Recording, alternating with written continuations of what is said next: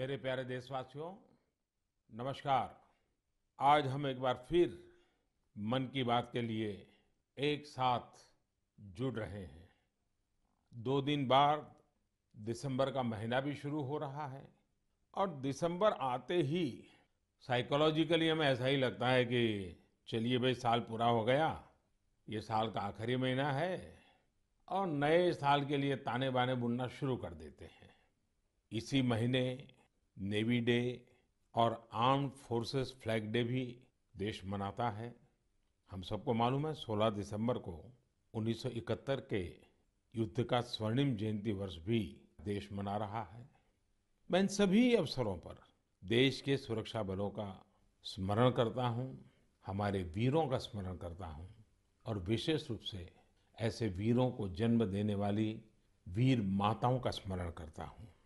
हमेशा की तरह इस बार भी मुझे नमो ऐप पर, माय गॉव पर आप सबके ढेर सारे सुझाव भी मिले हैं।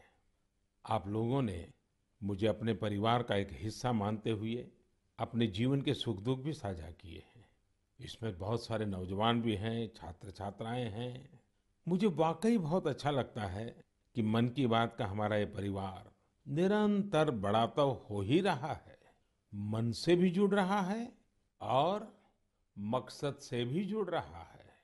और हमारे गहरे होते रिश्ते हमारे भीतर निरंतर सकारात्मकता का एक प्रवाह प्रवाहित कर रहे हैं।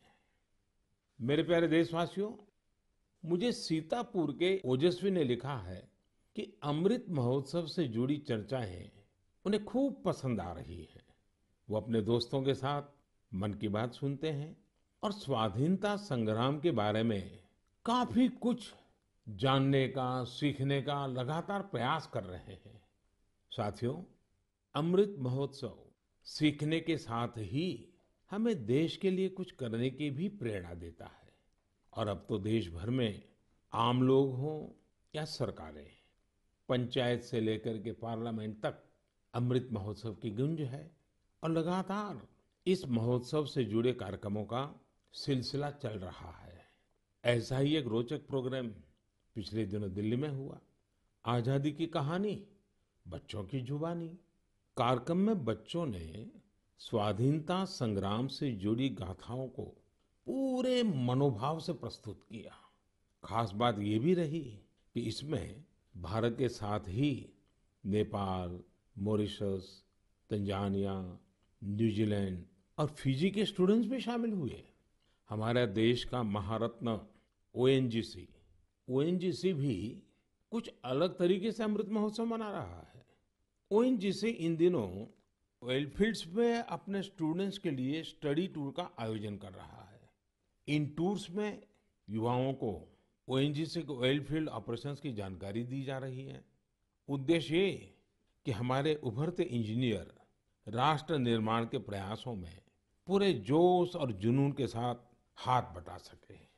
साथियों, आजादी में अपने जनजातीय समुदाय के योगदान को देखते हुए देश ने जनजातीय गौरव सप्ताह भी मनाया है।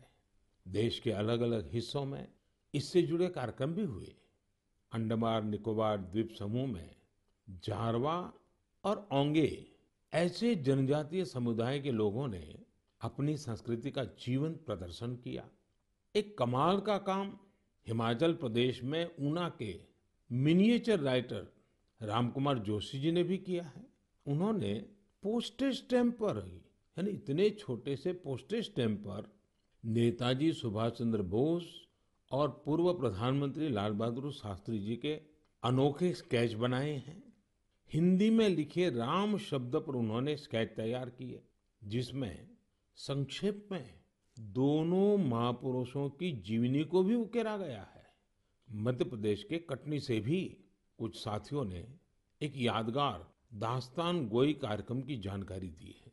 इसमें रानी दुर्गावती के अदम्य साहस और बलिदान की यादें ताजा की गई है। ऐसा ही एक कार्यक्रम काशी में हुआ। गोस्वामी तुलसीदास, संत कबीर, संत रैदास, भारतेंदु हरिश्चंद्र, मुंशी प्रेमचंद और जयशंकर प्रसाद जैसी महान विभूतियों के सम्मान में 3 दिनों के महोत्सव का आयोजन किया गया। अलग अलग कालखंड में इन सभी की देश की जन जागृति में बहुत बड़ी भूमिका रही है।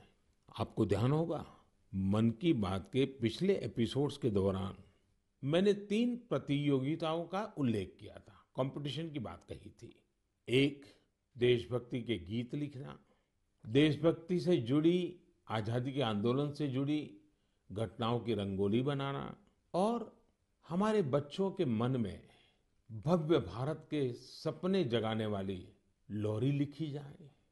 मुझे आशा है कि इन प्रतियोगिताओं के लिए भी आप जरूर एंट्री भी भेज चुके होंगे, योजना भी बना चुके होंगे और अपने साथियों से चर्चा भी कर चुके होंगे। मुझे आशा है बढ़ चढ़ करके हिंदुस्तान के हर कोने में इस कार्यक्रम को आप जरूर आगे बढ़ाएंगे। मेरे प्यारे देशवासियों, इस चर्चा से अब मैं आपको सीधे वृंदावन लेकर चलता हूँ। वृंदावन के बारे में कहा जाता है कि ये भगवान के प्रेम का प्रत्यक्ष स्वरूप है।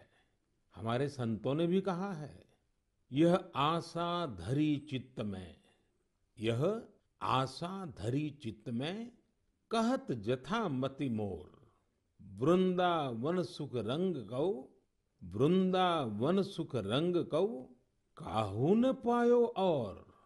यानी वृंदावन की महिमा हम सब अपने अपने सामर्थ्य के हिसाब से कहते जरूर हैं, लेकिन वृंदावन का जो सुख है, यहाँ का जो रस है, उसका अंत कोई नहीं पा सकता। वो तो असीम है। तभी तो वृंदावन दुनिया भर के लोगों को अपनी तरफ आकर्षित करता रहा है। इसकी छाप आपको दुनिया के कोने कोने में मिल जाएगी। पश्चिमी ऑस्ट्रेलिया में एक शहर है पर्थ। क्रिकेट प्रेमी लोग इस जगह से भली भांति परिचित होंगे, क्योंकि पर्थ में अक्सर क्रिकेट मैच होते रहते हैं। पर्थ में एक सेक्रेड इंडिया गैलरी, इस नाम से एक आर्ट गैलरी भी है। यह गैलरी स्वान वैली के एक खूबसूरत क्षेत्र में बनाई गई है और ये ऑस्ट्रेलिया की एक निवासी जगत तारिणी दासी जी के प्रयासों का नतीजा है। जगत तारिणी जी वैसे तो है ऑस्ट्रेलिया की, जन्म भी वहीं हुआ, लालन पालन भी वहीं हुआ, लेकिन 13 साल से भी अधिक समय वृंदावन में आकर के उन्होंने बिताया। उनका कहना है कि वे ऑस्ट्रेलिया लौट तो गई, अपने देश वापस तो गई, लेकिन वो कभी भी वृंदावन को भूल नहीं पाई। इसलिए उन्होंने वृंदावन और उसका आध्यात्मिक भाव से जुड़ने के लिए ऑस्ट्रेलिया में ही वृंदावन खड़ा कर दिया। अपनी कला को ही एक माध्यम बना करके एक अद्भुत वृंदावन उन्होंने बना लिया। यहाँ आने वाले लोगों को कई तरह की कलाकृतियों को देखने का अवसर मिलता है। उन्हें भारत के सर्वाधिक प्रसिद्ध तीर्थस्थलों वृंदावन, नवाद्वीप और जगन्नाथपुरी की परंपरा और संस्कृति की झलक देखने को मिलती है। यहाँ पर भगवान कृष्ण के जीवन से जुड़ी कई कलाकृतियां भी प्रदर्शित की गई हैं। एक कलाकृति ऐसी भी है जिसमें भगवान कृष्ण ने गोवर्धन पर्वत को अपनी छोटी उंगली पर उठा रखा है, जिसके नीचे वृंदावन के लोग आश्रय लिए हुए हैं। जगत तारिणी जी का यह अद्भुत प्रयास वाकई हमें कृष्ण भक्ति की शक्ति का दर्शन कराता है। मैं उन्हें इस प्रयास के लिए बहुत बहुत शुभकामनाएं देता हूं। मेरे प्यारे देशवासियों, अभी मैं ऑस्ट्रेलिया के पर्थ में बने वृंदावन के विषय में बात कर रहा था। ये भी एक दिलचस्प इतिहास है कि ऑस्ट्रेलिया का एक रिश्ता हमारे बुंदेलखंड के झांसी से भी है। दरअसल झांसी की रानी लक्ष्मीबाई जब ईस्ट इंडिया कंपनी के खिलाफ कानूनी लड़ाई लड़ रही थी, तो उनके वकील थे जॉन लैंग। जॉन लैंग मूल रूप से ऑस्ट्रेलिया के ही रहने वाले थे। भारत में रहकर उन्होंने रानी लक्ष्मीबाई का मुकदमा लड़ा था। हमारे स्वतंत्रता संग्राम में झांसी और बुंदेलखंड का कितना बड़ा योगदान है, ये हम सब जानते हैं। यहाँ रानी लक्ष्मीबाई और झलकारी बाई जैसी वीरांगनाएं भी हुई और मेजर ध्यानचंद जैसे खेल रत्न भी इस क्षेत्र ने देश को दिए हैं। साथियों, वीरता केवल युद्ध के मैदान में ही दिखाई जाए, ऐसा जरूरी नहीं होता। वीरता जब एक व्रत बन जाती है और उसका विस्तार होता है, तो हर क्षेत्र में अनेकों कार्य सिद्ध होने लगते हैं। मुझे ऐसी ही वीरता के बारे में श्रीमती ज्योत्सना ने चिट्ठी लिखकर बताया है। जालौन में एक पारंपरिक नदी थी, नून नदी। नून यहाँ के किसानों के लिए पानी का प्रमुख स्रोत हुआ करती थी, लेकिन धीरे धीरे नून नदी लुप्त होने की कगार पर पहुंच गई। जो थोड़ा बहुत अस्तित्व इस नदी का बचा था, उसमें वो नाले में तब्दील हो रही थी। इससे किसानों के लिए सिंचाई का भी संकट खड़ा हो गया था। जालौन के लोगों ने इस स्थिति को बदलने का बीड़ा उठाया। इसी साल मार्च में इसके लिए एक कमेटी बनाई गई। हजारों ग्रामीण और स्थानीय लोग स्वतः स्फूर्त इस अभियान से जुड़े। यहाँ की पंचायतों ने ग्रामीणों के साथ मिलकर काम करना शुरू किया और आज इतने कम समय में और बहुत कम लागत में ये नदी फिर से जीवित हो गई है। कितने ही किसानों को इसका फायदा हो रहा है। युद्ध के मैदान से अलग वीरता का ये उदाहरण हमारे देशवासियों की संकल्प शक्ति को दिखाता है और ये भी बताता है कि अगर हम ठान ले तो कुछ भी असंभव नहीं है। और तभी तो मैं कहता हूं, सबका प्रयास। मेरे प्यारे देशवासियों, जब हम प्रकृति का संरक्षण करते हैं तो बदले में प्रकृति हमें भी संरक्षण और सुरक्षा देती है। इस बात को हम अपने निजी जीवन में भी अनुभव करते हैं और ऐसा ही एक उदाहरण तमिलनाडु के लोगों ने व्यापक स्तर पर प्रस्तुत किया है। ये उदाहरण है तमिलनाडु के तूतुकुड़ी जिले का। हम जानते हैं कि तटीय इलाकों में कई बार जमीन के डूबने का खतरा रहता है। तूतुकुड़ी में भी कई छोटे आइलैंड और टापू ऐसे थे जिनके समुद्र में डूबने का खतरा बढ़ रहा था। यहाँ के लोगों ने और विशेषज्ञों ने इस प्राकृतिक आपदा का बचाव प्रकृति के जरिए ही खोजा। ये लोग अब इन टापुओं पर पाल्मेरा के पेड़ लगा रहे हैं। ये पेड़ साइक्लोन और तूफानों में भी खड़े रहते हैं और जमीन को सुरक्षा देते हैं। इनसे अब इस इलाके को बचाने का एक नया भरोसा जगा है। साथियों, प्रकृति से हमारे लिए खतरा तभी पैदा होता है जब हम उसके संतुलन को बिगाड़ते हैं या उसकी पवित्रता नष्ट करते हैं। प्रकृति माँ की तरह हमारा पालन भी करती है और हमारी दुनिया में नए नए रंग भी भरती है।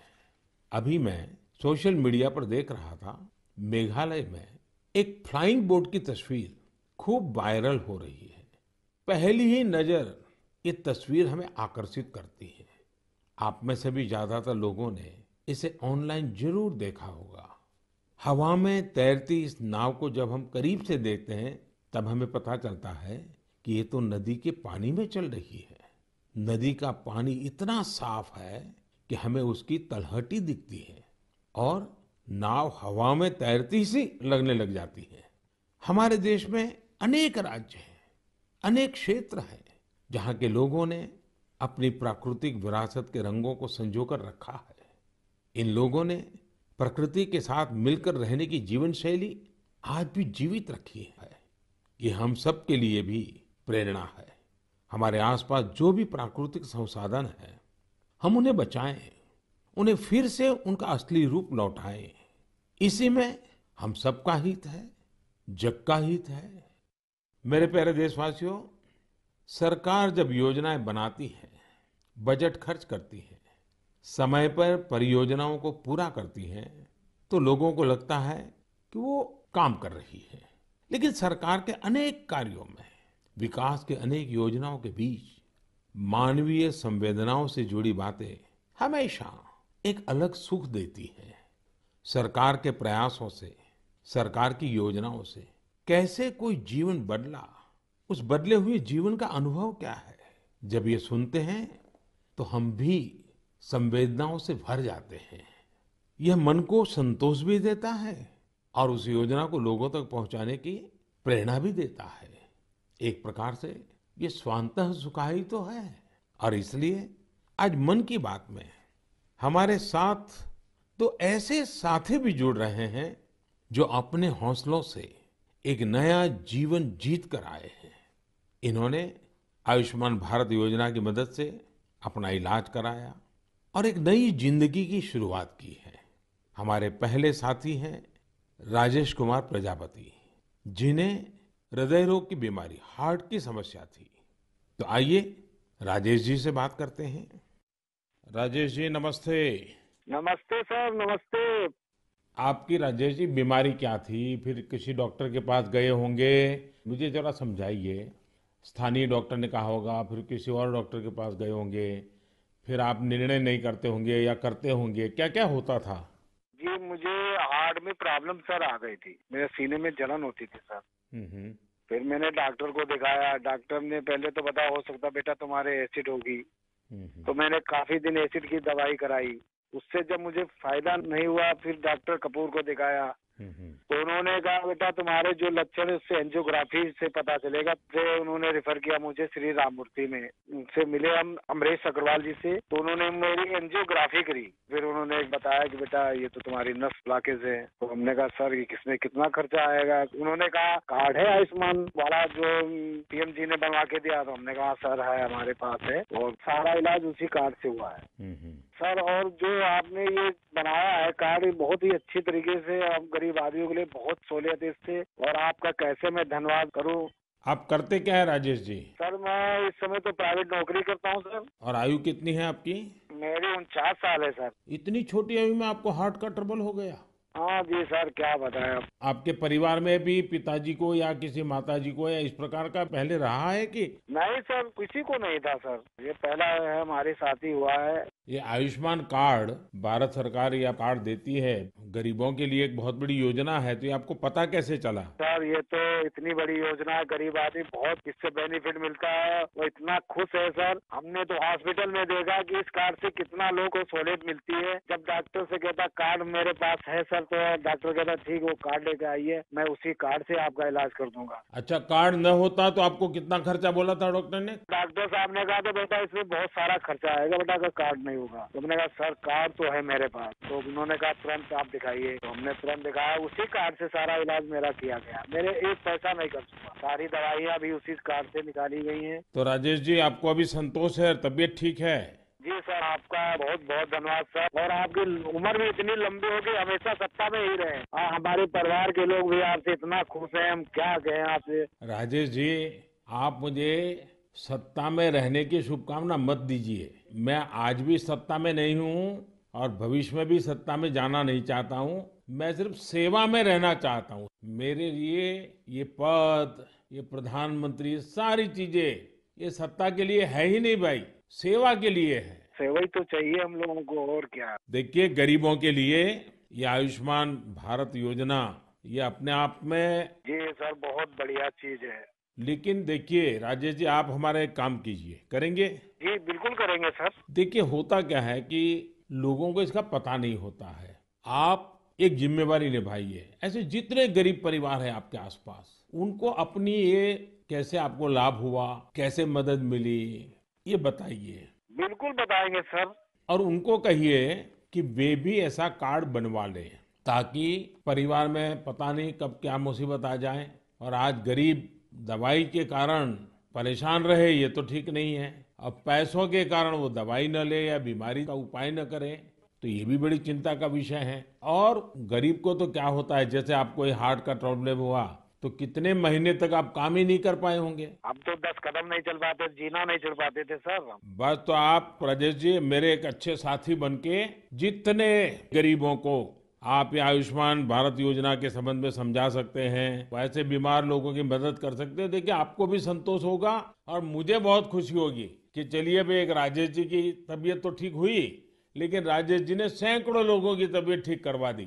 ये आयुष्मान भारत योजना ये गरीबों के लिए है, मध्यम वर्ग के लिए है, सामान्य परिवारों के लिए है। तो घर घर इस बात को पहुंचाएंगे आप? बिल्कुल पहुंचाएंगे सर। हम तो वहीं 3 दिन रुके ना हॉस्पिटल में सर, तो बेचारे बहुत लोग आए, सारी सुविधाएं उनको बताई। कार्ड होगा तो फ्री में हो जाएगा। चलिए राजेश जी, आप अपने आप को स्वस्थ रखिए, थोड़ी शरीर की चिंता करिए, बच्चों की चिंता कीजिए और बहुत प्रगति कीजिए। मेरी बहुत शुभकामनाएं हैं आपको।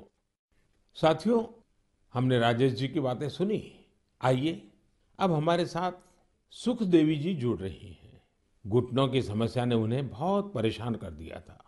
आइए हम सुख देवी जी से पहले उनके दुख की बात सुनते हैं और फिर सुख कैसे आया वो समझते हैं। सुखदेवी जी नमस्ते, आप कहाँ से बोल रही हैं? दाऊदपुरा से। कहाँ पड़ता है ये? मथुरा में। मथुरा में। फिर तो सुखदेवी जी आपको नमस्ते भी कहना है और साथ साथ राधे राधे भी कहना होगा। हाँ, राधे राधे। अच्छा, हमें सुना कि आपको तकलीफ हुई थी, आपका कोई ऑपरेशन हुआ, जरा बताएंगे क्या बात है? हाँ, मेरा घुटना खराब हो गया था तो ऑपरेशन हुआ है मेरा प्रयाग हॉस्पिटल में। आपकी आयु कितनी है सुखदेवी जी? उम्र 40 साल। 40 साल और सुखदेव नाम और सुखदेवी को बीमारी हो गई? बीमारी तो मुझे 15-16 साल से लग गई। अरे बाप रे, इतनी छोटी आयु में घुटने आपके खराब हो गए? वो गठियावाई बोलते हैं जो जोड़ों में दर्द थे, कहते हैं घुटना खराब हो गई। तो 16 साल से 40 साल की उम्र तक आपने इसका इलाज ही नहीं करवाया? नहीं करवाया था। दर्द की दवाई खाते रहे, छोटे मोटे डॉक्टरों ने कहते देसी दवाई है, वैसी दवाई है, थैला छाप डॉक्टरों ने कहते, उनसे घुटना चलवे पे ही खराब हो गई। 1-2 किलोमीटर पैदल चली मैं तो घुटना खराब हो गई मेरी। तो सुखदेव जी ऑपरेशन का विचार कैसे आया? उसके पैसों का क्या प्रबंध किया, कैसे बना ये सब? मैंने वो आयुष्मान कार्ड से इलाज करवाया तो है मैंने। आपको आयुष्मान कार्ड मिल गया था? हाँ। और आयुष्मान कार्ड से गरीबों को मुफ्त में उपचार होता है, पता था? स्कूल में मीटिंग हो रही थी, माँ से हमारे पति को पता चला तो कार्ड बनवाया मेरे नाम से। हाँ। फिर इलाज करवाया कार्ड से और मैंने कोई पैसा नहीं लगाया। कार्ड से ये इलाज हुआ है मेरा, खूब बढ़िया इलाज हुआ है। अच्छा, डॉक्टर ने पहले अगर कार्ड न होता तो कितना खर्चा बताते थे? 2.5 लाख रुपए, 3 लाख रुपए। 6-7 साल से पड़ी हूँ खाट में। ये कहती थी ये भगवान मुझे ले तो मुझे नहीं जीना। 6-7 साल से खाट में थी? बाप रे बाप। हाँ। ओहो। बिल्कुल उठा बैठा नहीं जाते, बच्चे बैठाते। तो अभी आपका घुटना पहले से अच्छा हुआ है? मैं खूब घूमती हूँ, फिरती हूँ, किचन का काम करती हूँ, घर का काम करती हूँ, बच्चों को खाना बना के देती हूँ। तो मतलब आयुष्मान भारत का कार्ड आपको सचमुच में आयुष्मान बना दिया। बहुत बहुत धन्यवाद। आपकी योजना की वजह से ठीक हो गई, अपने पैरों पे खड़ी हो गई।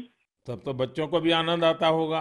हाँ जी, बच्चों को तो बहुत ही परेशानी होती थी। अब माँ परेशान है तो बच्चा भी परेशान है। देखिए, हमारे जीवन में सबसे बड़ा सुख हमारा स्वास्थ्य ही होता है। ये सुखी जीवन सबको मिले, यही आयुष्मान भारत की भावना है। चलिए सुखदेवी जी, मेरी आपको बहुत बहुत शुभकामनाएं। फिर से एक बार आपको राधे राधे। राधे राधे, नमस्ते। मेरे प्यारे देशवासियों, युवाओं से समृद्ध हर देश में 3 चीजें बहुत मायने रखती हैं और वही तो कभी कभी युवा की सच्ची पहचान बन जाती है। पहली चीज है आइडियाज और इनोवेशन, दूसरी है जोखिम लेने का जज्बा और तीसरी है कैन डू स्पिरिट, यानी किसी भी काम को पूरा करने की जिद, चाहे परिस्थितियां कितनी भी विपरीत क्यों ना हो। जब ये तीनों चीजें आपस में मिलती हैं तो अभूतपूर्व परिणाम मिलते हैं, चमत्कार हो जाते हैं। आजकल हम चारों तरफ सुनते हैं स्टार्टअप स्टार्टअप स्टार्टअप। सही बात है, ये स्टार्टअप का युग है और ये भी सही है कि स्टार्टअप की दुनिया में आज भारत विश्व में एक प्रकार से नेतृत्व कर रहा है। साल दर साल स्टार्टअप को रिकॉर्ड निवेश मिल रहा है। ये क्षेत्र बहुत तेज रफ्तार से आगे बढ़ रहा है। यहाँ तक कि देश के छोटे छोटे शहरों में भी स्टार्टअप की पहुंच बढ़ी है। आजकल यूनिकॉर्न शब्द खूब चर्चा में है। आप सबने इसके बारे में सुना होगा। यूनिकॉर्न एक ऐसा स्टार्टअप होता है जिसका वैल्यूएशन कम से कम $1 बिलियन होता है, यानी करीब करीब 7,000 करोड़ रुपए से ज्यादा। साथियों, साल 2015 तक देश में बमुश्किल 9 या 10 यूनिकॉर्न हुआ करते थे। आपको ये जानकर बेहद खुशी होगी कि अब यूनिकॉर्न्स की दुनिया में भी भारत तेज उड़ान भर रहा है। एक रिपोर्ट के मुताबिक इसी साल एक बड़ा बदलाव आया है। सिर्फ 10 महीनों में ही भारत में हर 10 दिन में एक यूनिकॉर्न बना है। ये इसलिए भी बड़ी बात है क्योंकि हमारे युवाओं ने ये सफलता कोरोना महामारी के बीच हासिल की है। आज भारत में 70 से अधिक यूनिकॉर्न हो चुके हैं, यानी 70 से अधिक स्टार्टअप ऐसे हैं जो 1 बिलियन से ज्यादा के वैल्यूएशन को पार कर गए हैं। साथियों, स्टार्टअप की इस सफलता के कारण हर किसी का उस पर ध्यान गया है और जिस प्रकार से देश से, विदेश से, निवेशकों से उसे समर्थन मिल रहा है, शायद कुछ साल पहले उसकी कोई कल्पना भी नहीं कर सकता था।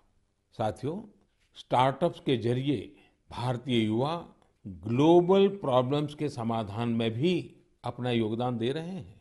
आज हम एक युवा मयूर पाटिल से बात करेंगे। उन्होंने अपने दोस्तों के साथ मिलकर पॉल्यूशन की प्रॉब्लम का सॉल्यूशन देने का प्रयास किया है। मयूर जी नमस्ते। नमस्ते सर जी। मयूर जी, आप कैसे हैं? बस बढ़िया सर, आप कैसे हो? मैं बहुत प्रसन्न हूँ। अच्छा, मुझे बताइए कि आज आप कुछ स्टार्टअप की दुनिया में हैं। हाँ जी। और वेस्ट में से बेस्ट भी कर रहे हैं। हाँ जी। एनवायरनमेंट का भी कर रहे हैं। थोड़ा मुझे अपने बारे में बताइए, कि काम के बारे में बताइए और इस काम के पीछे आपको विचार कहाँ से आया? तो जब कॉलेज में था तभी मेरे पास मोटरसाइकिल था जिसका माइलेज बहुत कम था और एमिशन बहुत ज्यादा था। वो 2 स्ट्रोक मोटरसाइकिल था। तो एमिशन कम करने के लिए और उसका माइलेज थोड़ा बढ़ाने के लिए मैंने कोशिश चालू किया था कुछ 2011-12 में, और उसका मैंने करीब करीब 62 किलोमीटर पर लीटर तक माइलेज बढ़ा दिया था। तो वहां से मुझे ये प्रेरणा मिली कि कुछ ऐसा चीज बनाएं जो मास प्रोडक्शन कर सकते हैं, तो बाकी बहुत सारे लोगों को उसका फायदा होगा। तो 2017-18 में हम लोगों ने उसका टेक्नोलॉजी डेवलप किया और रीजनल ट्रांसपोर्ट कॉर्पोरेशन में हम लोगों ने 10 बसेस में वो यूज किया उसका रिजल्ट चेक करने के लिए, और करीब करीब हम लोगों ने उसका 40% एमिशन उसका कम कर दिया बसेस में। अब ये टेक्नोलॉजी जो आपने खोजी है, उसका पेटेंट वगैरह करवा लिया? हाँ जी, पेटेंट हो गया। ये साल में ही हमें पेटेंट ग्रांट होके आ गया। और आगे इसको बढ़ाने का क्या प्लान है आपका? किस प्रकार से कर रहे हैं? जैसे बस का रिजल्ट आ गया, उसके भी सारी चीजें बाहर आ गई होगी, तो आगे क्या सोच रहे हैं? सर, स्टार्टअप इंडिया के अंदर नीति आयोग से अटल न्यू इंडिया चैलेंज जो है, वहाँ से हमें ग्रांट मिला और वो ग्रांट के बेसिस पे हम लोगों ने अभी फैक्ट्री चालू किया जहाँ पे हम एयर फिल्टर्स का मैन्युफैक्चरिंग कर सकते हैं। तो भारत सरकार की तरफ से कितना ग्रांट मिला आपको? 90 लाख। 90 लाख। और उससे आपका काम चल गया? हाँ, अभी तो चालू हो गया है, प्रोसेस में है। आप कितने दोस्त मिलकर के कर रहे हैं सब? हम लोग 4 लोग हैं सर। और चारों पहले साथ में ही पढ़ते थे और उसी में से आपको एक विचार आया आगे बढ़ने का? हाँ जी, हाँ जी, हम कॉलेज में ही थे, तो कॉलेज में हम लोगों ने ये सब सोचा और ये मेरा आइडिया था कि मेरा मोटरसाइकिल का एटलीस्ट पोल्यूशन कम हो जाए और माइलेज बढ़ जाए। अच्छा, पोल्यूशन कम करते हैं, माइलेज बढ़ाते हैं, तो एवरेज खर्च कितना बचता होगा? सर, मोटरसाइकिल पे हम लोगों ने टेस्ट किया, उसका माइलेज होता 25 किलोमीटर पर लीटर, वो हम लोगों ने बढ़ा दिया 39 किलोमीटर पर लीटर। तो करीब करीब 14 किलोमीटर का फायदा हुआ और उसमें से 40% का कार्बन एमिशंस कम हो गया। और जब बसेस पे किया रीजनल ट्रांसपोर्ट कॉर्पोरेशन में, तो वहाँ पे 10% फ्यूल एफिशिएंसी इंक्रीज हुआ और उसमें भी 35-40% एमिशंस कम हो गया। मयूर, मुझे अच्छा लगा आपसे बात करके और आपके साथियों को भी मेरी तरफ से बधाई दीजिए कि कॉलेज लाइफ में खुद की जो समस्या थी, उस समस्या का समाधान भी आपने खोजा और अब उस समाधान में से जो रास्ता चुना, उसने पर्यावरण की समस्या को एड्रेस करने के लिए आपने बीड़ा उठाया। और ये हमारे देश के युवाओं का ये सामर्थ्य ही है कि कोई भी बड़ी चुनौती उठा लेते हैं और रास्ते खोज रहे हैं। मेरी तरफ से आपको बहुत शुभकामनाएं हैं। बहुत बहुत धन्यवाद। Thank you sir, thank you. साथियों, कुछ सालों पहले यदि कोई कहता था कि वो बिजनेस करना चाहता है या एक कोई नई कंपनी शुरू करना चाहता है, तब परिवार के बड़े बुजुर्ग का जवाब होता था, तुम नौकरी क्यों नहीं करना चाहते? नौकरी करो ना भाई। अरे नौकरी में सिक्योरिटी होती है, सैलरी होती है, झंझट भी कम होती है। लेकिन आज यदि कोई अपनी कंपनी शुरू करना चाहता है तो उसके आसपास के सभी लोग बहुत उत्साहित होते हैं और इसमें उसका पूरा सपोर्ट भी करते हैं। साथियों, भारत की ग्रोथ स्टोरी का यह टर्निंग पॉइंट है, जहां अब लोग सिर्फ जॉब सीकर्स बनने का सपना नहीं देख रहे, बल्कि जॉब क्रिएटर्स भी बन रहे हैं। इससे विश्व मंच पर भारत की स्थिति और मजबूत बनेगी। मेरे प्यारे देशवासियों, आज मन की बात में हमने अमृत महोत्सव की बात की। अमृत काल में कैसे हमारे देशवासी नए नए संकल्पों को पूरा कर रहे हैं, इसकी चर्चा की। और साथ ही दिसंबर महीने में सेना के शौर्य से जुड़े हुए अवसरों का भी जिक्र किया। दिसंबर महीने में ही एक और बड़ा दिन हमारे सामने आता है जिससे हम प्रेरणा लेते हैं। ये दिन है 6 दिसंबर को बाबा साहब आम्बेडकर की पुण्यतिथि।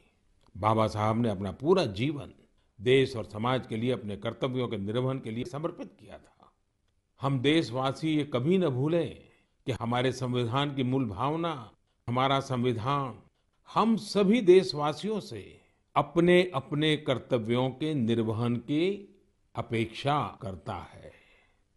तो आइए हम भी संकल्प लें कि अमृत महोत्सव में हम कर्तव्यों को पूरी निष्ठा से निभाने का प्रयास करेंगे।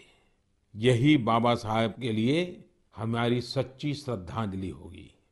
साथियों, अब हम दिसंबर महीने में प्रवेश कर रहे हैं। स्वाभाविक है, अगली मन की बात 2021 की, इस वर्ष की आखिरी मन की बात होगी।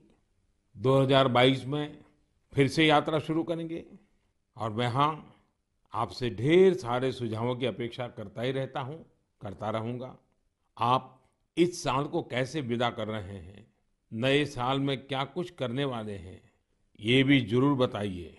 और हाँ, ये कभी मत भूलना, कोरोना अभी गया नहीं है।